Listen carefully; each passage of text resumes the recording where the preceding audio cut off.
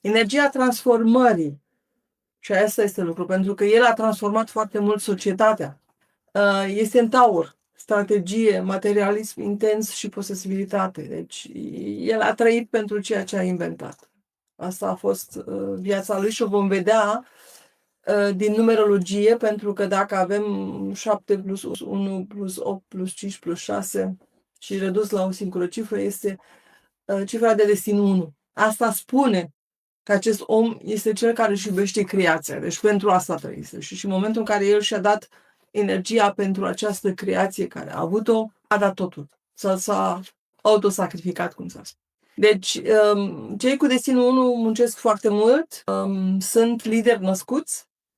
Bineînțeles că el la aproape 30 de ani a avut propria lui firmă în USA. Deci, un antreprenor a inventat, a avut o capacitate fantastică de a se cupla la câmpul cuantic, vom vedea asta mai târziu.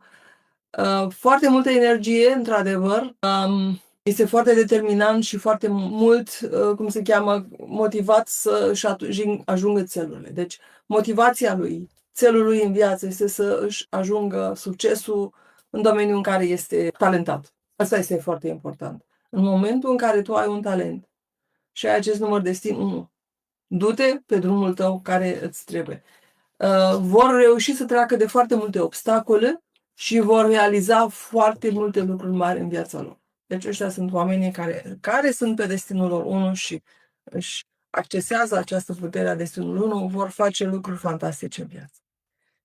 Și după cum știu, acest Nikola Tesla are o foarte mare parte a planetelor și a genelor care se asociază centrului energetic al 6-lea, unde are glanda pituitară. Asta înseamnă că el s-a putut cupla energetic la câmpul cuantic al galaxiei noastre. Plus că creierul lui a lucrat la fel foarte intens și a realizat. Deci el are foarte multe chei genetice, talente, care i-a activat acest al 6-lea centru energetic. Să știți că prea multă karmă nu a avut el, a fost numai o singură cheie genetică, a avut puțină inimă. În schimb, ce a avut el foarte mult genetic a fost solar plexus.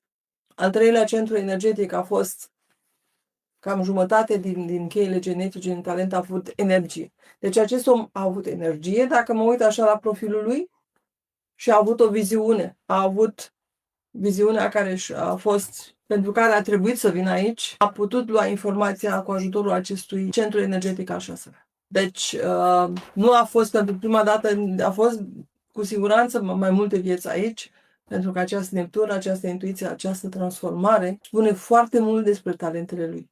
De-am și spus, a fost, cum se cheamă, parcă la mijlocul secolului XIX.